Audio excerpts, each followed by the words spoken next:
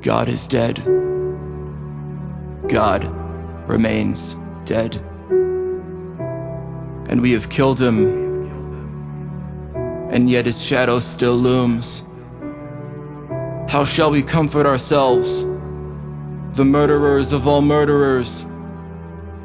What was holiest and mightiest of all, that the world has yet owned, has bled to death under our knives. A man once said, long ago, that God is dead, though I don't know what the hell he meant. Where did he go? Where has he been? Why won't he show? I can't help but question what can't be known. Will mankind bend to the one below? Will we still repent, even though there's no God that's left and we're now alone? Is this what it's like to be free, to just be without decree? What is reality? What does it mean? What lay beneath what appears to be? Are things the way we think they seem?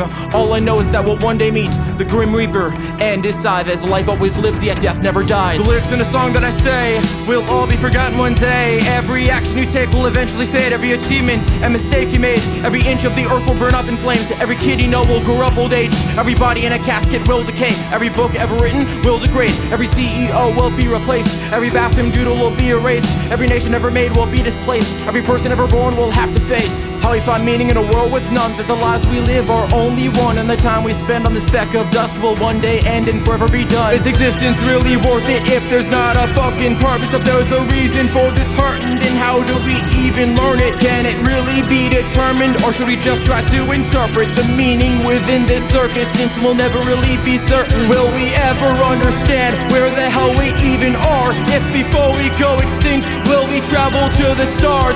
If God is really dead, then does anything truly matter? It's a question we all have, and one that you can only answer. Who will wipe this blood off us? What water is there for us to clean ourselves? What festival of atonement? What sacred games shall we have to invent? Is not the greatness of this deed too great for us? Must we ourselves not become gods, simply to appear worthy of it? How do we even answer what we cannot understand? As the only thing we can is that I think, therefore I am. So how are we supposed to know where the hell we're supposed to go if we're never fucking shown the path we've been bestowed? Though I won't be a slave to destiny, I'll defy my fate till I'm forever free. Even if it takes centuries, we'll break the chains eventually, till the space in the heavens bleed. What remains of its energy expands and accelerates endlessly, degenerates down its entropy. Yet I dare to question our reality in its totality. It gives me lessons and anomalies, breaks all of my known fallacies. Schrodinger's cat is alive and dead, but the principle of causality states everything has a cause and effect, yet particles break locality.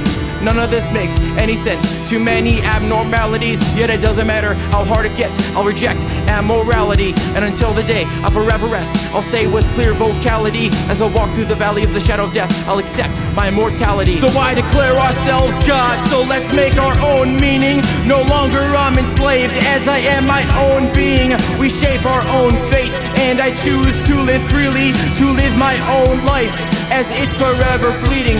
I accept that things change, that nothing remains the same. So let's embrace today and forge our own way. Though if God is really dead, then how do we choose what matters? It's a question we all have, and one that you can only answer. I know my answer.